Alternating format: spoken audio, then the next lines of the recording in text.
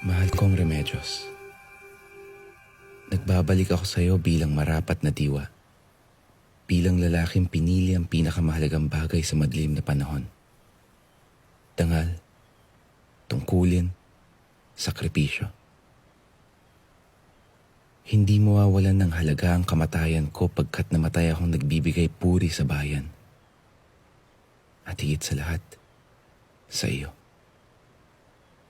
Kailanman ay hindi ako magiging isang bayaning nasa ibabaw ng mga ulap, malayo at hindi maaabot.